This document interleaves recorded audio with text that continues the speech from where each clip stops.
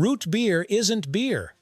It contains little to no alcohol, and if you drink an entire case, the only thing you're likely to get is a stomachache from all the sugar. So why does it confidently carry the word beer on its label?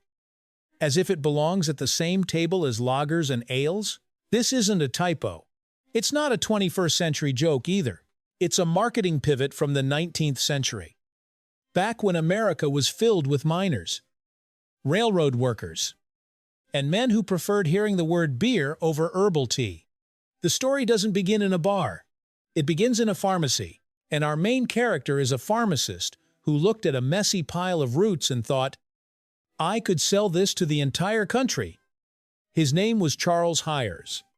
In 1875, while on his honeymoon, he was introduced to a root-based tea that people believed could help purify the blood. At the time, that phrase sounded impressive. It's a bit like saying, detox. Today, no one quite knows what it does. But it sounds healthy. Hires didn't just taste it.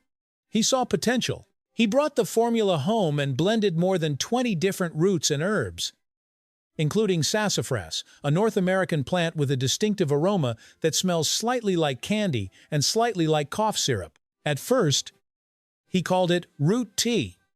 Sounds wholesome, right? The problem was, his target customers weren't ladies reading poetry on Sunday afternoons. He was aiming at the working-class people who labored 1-2-hour days in coal mines, steel mills, and railroad construction sites. Imagine you're a miner in 1890. You walk into a saloon, exhausted and covered in sweat. On the board are two options, beer and root tea. Which do you choose? Exactly. Hires changed the name to root beer. It was a small wording shift, but psychologically enormous. Beer suggested masculinity. Refreshment, a reward after hard labor. Tea sounded like something you drink when you have a cold. And just like that, a soft drink put on the costume of beer. But wait, if it's beer, why isn't it alcoholic? Traditional beer is made through fermentation. Yeast consumes sugar and produces alcohol and carbon dioxide. That's why beer can make you tipsy. Root beer is different. It's prepared like a carbonated soft drink. No true fermentation. No real conversion of sugar into ethanol. Most modern root beer contains 0% alcohol, or extremely small amounts under 0. Baifanjawu. That's so low, your body processes it faster than you'd even notice. To put it in perspective, a very ripe banana can contain about the same amount of alcohol, and no one gets banana drunk. During Prohibition in the United States, from 1920 to 1933, when alcoholic beverages were banned, root beer unexpectedly became a sober hero. It offered the social experience of drinking beer legally. You could raise a glass, clink it, watch the foam rise, all without breaking the law. Then something interesting happened. Soda fountains began serving root beer cold and foamy in tall glass mugs. Visually, it resembled beer. The brain was gently tricked. You were drinking soda.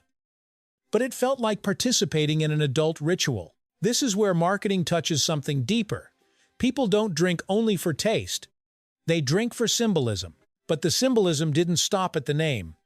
It also lived in the aroma, something that fascinates some people and makes others wrinkle their noses. Sassafras was the original soul of root beer. Its root contains a compound called saffrole, which produces a sweet, slightly spicy scent, something like mint candy blended with wood. For many Americans, that smell is woven into childhood memory. Picture a child in 1950s Ohio sipping a root beer float, a scoop of vanilla ice cream topped with cold root beer. The brain stores that moment like a saved file. Years later, just a similar scent can trigger the memory instantly. That's because smell has a direct shortcut to the brain's limbic system, the area that processes emotion. It works even faster than sight. So, for many Americans, root beer means summer, backyard barbecues, bicycles, and classic rock playing in the distance. For many people in Asia or Europe, however, The experience is different. They didn't grow up with that memory. Instead, sassafras or similar flavorings might remind them of cough syrup, medicated balm, or toothpaste, the same scent molecule but interpreted differently because of different life experiences. And here, the original marketing twist continues to play out. The word beer prepares you for bitterness and malt, but when you take a sip, you taste sweetness and herbs. That gap between expectation and reality creates a strong reaction, either love or dislike. A name can shape the entire sensory experience. Looking back, Hires wasn't just selling a drink. He was selling a story, an identity, a feeling of belonging. So the next time you see the word beer on a bottle of root beer, remember, you're looking at one of the boldest renaming strategies in beverage history. It wasn't deception. It was a deep understanding of human psychology. And if one word can transform root herbal tea into a cultural icon, how many other things around you are cleverly named so you'll nod without thinking? We could explore more of these marketing illusions, from margarine designed to resemble butter to crab sticks that contain no real crab at all. But first, be honest.